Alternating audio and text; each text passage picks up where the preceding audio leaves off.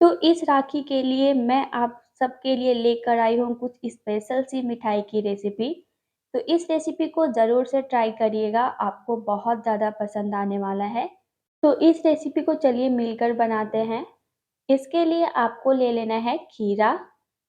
तो इस रेसिपी के लिए जो आपको खीरा चाहिए, वो आपको मीडियम साइज़ या फिर आप छोटे पतले वाले खीरे का यूज़ कर सकते हैं। कोशिश करिएगा कि आपको ज़्यादा बीज वाले खीरे नहीं लेने हैं। यहाँ पर आपको क्या करना है, सबसे पहले खीरे के जो छिलके होते हैं, उसे आपको निकाल लेना है। बिना छीले हुए अगर आप इसकी रेसिपी बनाएँगे तो बहुत ज़्यादा खराब बन सकता है, कड़वा हो सकता है थोड़ा छिलके की वजह से। तो यहाँ पर ये हटाना बहुत ही ज़्यादा ज़रूरी है। तो इस तरीके से आपको पहले खीरे को छील लेना है। तो चलिए मैं सारे खीरे को आपको छील करके दिखाती हूँ। यहाँ पर जो मैं आज आप सबके लिए रेसिपी लेकर के आई हूँ, जो मिठाई की रेसिपी लेकर आई हूँ, वो बहुत आसानी से आप बना सकते हैं क्योंकि बहुत ही जो नॉर्मल इंग्रीडिएंट्स होते हैं हमारे घर पर, उससे ही बना रही हूँ और साथ ही खीरे तो हर जगह मिल ही जाते हैं। तो यहाँ पर देखिए मैंने सारे खीरे को छील करके रख लिया है। तो मैंने यहाँ पर 4 खीरे लिए हुए हैं। आप चाहे तो अपने फैमिली के अकॉर्डिंग क्वांटिटी को बढ़ा-घटा सकते हैं। इस तरीके से आपको ग्रेटर लेना है और ग्रेटर में आपको इसे ग्रेट करना है। जैसे आप लौकी को करते हैं, जैसे लौकी का हलवा या फिर बर्फ़ी बनाने के लिए इस तरीके से ग्रेट करते हैं ना, बिल्कुल उसी तरीके से खीरे को भी आपको ग्रेट कर लेना है। आप चाहे तो पीस भी सकते हैं इसे मिक्सर जार में थोड़ा-सा दरदरा, पर वो टेस्ट नहीं आता है जो ग्रेट करने के बाद आता है और देखिए बिल्कुल भी ज़्यादा बीज नहीं है। तो बिल्कुल इसी तरीके से मैं सारे खीरे को ग्रेट कर लूँगी, तो अच्छे से आराम से आप कर लीजिए और आप चाहे तो मोटे वाले थोड़े ग्रेटर या फिर जो छोटे साइज़ वाले होते हैं, दोनों में से किसी में भी आप इस तरीके से ग्रेट करके तैयार कर सकते हैं।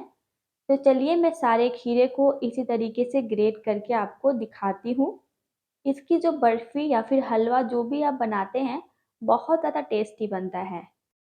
तो अगर आपने कभी भी खीरे की बर्फ़ी, हलवा या कोई भी मिठाई की रेसिपी अभी तक ट्राई नहीं किया है, तो मेरे कहने पर इस रक्षाबंधन में ज़रूर से ट्राई करिएगा।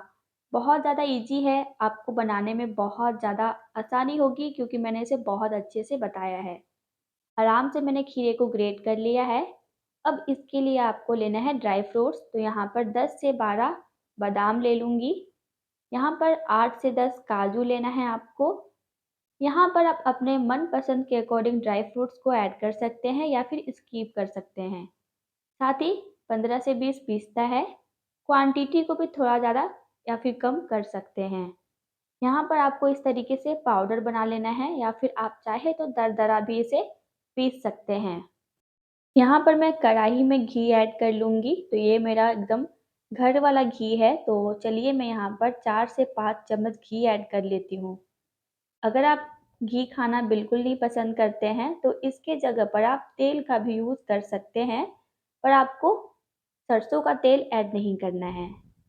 घी जब अच्छे से मेल्ट हो जाए, तो हाई फ्लेम पर आपको अच्छे से जो हमने खीरे को ग्रेट किया है, उसे आपको ऐड कर देना है। और यहाँ पर आपको बहुत आराम से इसे तब तक भूनना है हाई फ्लेम पर जब तक कि खीरे का पानी अच्छे तरीके से नहीं सूख जाता है। तो चलिए मैं आपको दिखाती हूँ। वैसे तो क्या होता है कि हम लोग हर एक फेस्टिवल में या फिर हर एक राखी में तो बाहर से मिठाई लेकर आते ही आते हैं। लेकिन इस बार आप खुद से ट्राई करिए, आपको ज़्यादा पसंद आएगा और इस तरीके से आप अपने घर पर अपने अकॉर्डिंग मीठा कम ज़्यादा बना सकते हैं या फिर आप जो भी चाहे रेसिपी मिठाई की बनाकर तैयार कर सकते हैं और घर का तो बात ही अलग होता है। और यहाँ पर जो मैंने पाउडर बनाया था वो इसी स्टेज में ऐड कर दूँगी और साथ ही यहाँ पर 5 से 6 इलायची ऐड कर रही हूँ तोड़ करके, छिलके भी साथ में मैंने ऐड कर दिए हैं। आप चाहे तो छिलके को निकाल कर के रख सकते हैं अलग और उसे मसाले में या फिर चाय में यूज़ कर सकते हैं। और साथ ही यहाँ पर मैंने जो बीज थे उसे मैंने उसका पाउडर नहीं बनाया था, तो आप चाहे तो बना सकते हैं। साथ ही यहाँ पर नारियल का बुरादा जो आता है मैं वो ऐड कर लूँगी, 3 से 4 चम्मच, छोटी चम्मच से ऐड कर रही हूँ। साथ ही यहाँ पर दूध ऐड कर रही हूँ, तो दूध मैं ज़्यादा ऐड नहीं कर रही हूँ, लगभग आधा ग्लास जितना है या बोलूँगी 1 कप जितना है। और यहाँ पर पूरे मलाई के साथ मैंने इसे ऐड कर दिया है। तो यहाँ पर अब मैं इसे क्या करूँगी, हाई फ्लेम पर पकाऊँगी और हाई फ्लेम पर आपको तब तक पकाना है जब तक कि ये अच्छे तरीके से सूखने ना लगे। और साथ ही यहाँ पर चीनी ऐड कर लूँगी टेस्ट के अकॉर्डिंग। आपको जितना ज़्यादा मीठा पसंद है, आप अपने मिठाई को उतना ज़्यादा मीठा बना सकते हैं, कम और ज़्यादा। तो यहाँ पर मैंने ऐड कर दिया चीनी को, अच्छे से मिक्स भी कर लिया है और फ्लेम हाई ही रखा है मैंने, क्योंकि हाई फ्लेम पर अच्छे से बहुत जल्दी बनेगा ये। और इसमें कुछ वैसे जलने वाली बात नहीं है, क्योंकि मैंने दूध वगैरह भी ऐड किया है। तो इसे आप आराम से पका सकते हैं हाई फ्लेम पर, क्योंकि मैंने इसे पहले भी भुना हुआ है घी में। तो यहाँ पर हाई फ्लेम पर मैं इसे पका रही हूँ और ये देखिए कंसिस्टेंसी बिल्कुल परफेक्ट है। लेकिन अगर आपको लगता है कि थोड़ा और ज़्यादा पकाना है, तो इसे आप और भी ज़्यादा ड्राई कर सकते हैं या फिर इसकी कंसिस्टेंसी को और ठीक कर सकते हैं। तो बिल्कुल ये जो रेसिपी है, अगर आपने लौकी का हलवा या फिर बर्फ़ी खाया होगा, तो बिल्कुल लगभग 90% टेस्ट उसी के जैसा होता है, थोड़ा बहुत चेंज होता है। और अगर आपने कभी खाई होगी लौकी की बर्फ़ी या हलवा, तो आपको पता होगा उसका टेस्ट कितना ज़्यादा अच्छा होता है। तो बिल्कुल इस राखी आप भी अपने घर में एकदम हेल्दी और अपने तरीके से प्योर मिठाई बना कर के तैयार कर सकते हैं मेरी रेसिपी को फ़ॉलो करके। तो मुझे ज़रूर से बताइएगा अगर आप इस रेसिपी को ट्राई करते हैं तो, और ये भी ज़रूर से बताइएगा कि आपको ये रेसिपी का रिज़ल्ट कैसा मिला। तो यहाँ पर मैंने इसे जितना पकाना था पका लिया है, और अगर आपको लगता है कि थोड़ा और ठीक करना है तो आप कर सकते हैं, पर मैं इसे बिल्कुल हलवा के टेक्सचर में ही निकाल रही हूँ। यहाँ पर निकालने के बाद अब आपको अच्छे तरीके से स्प्रेड करना है और सेट करना है इसे, ताकि इसके आप आराम से पीसेस कर सकें।